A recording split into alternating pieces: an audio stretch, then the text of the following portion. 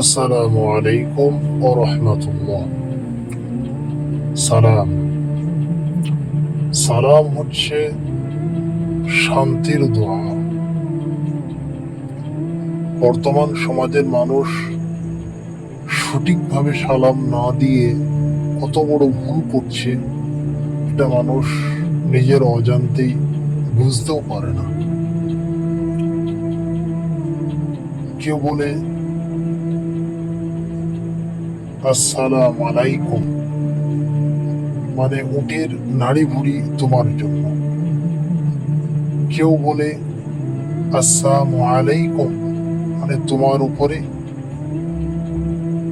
মৃত্যু বর্ষণ হোক। কিন্তু এগুলো সম্পূর্ণ ভুল। সঠিক সালাম কি হলো?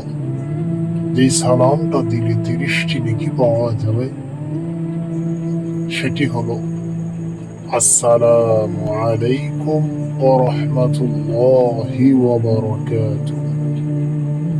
এর অর্থ হলো যে আল্লাহ তোমার উপরে শান্তি বর্ষণ করুক এবং রহমত বর্ষণ করুক এবং আল্লাহ তোমাকে বরকত দান করুক।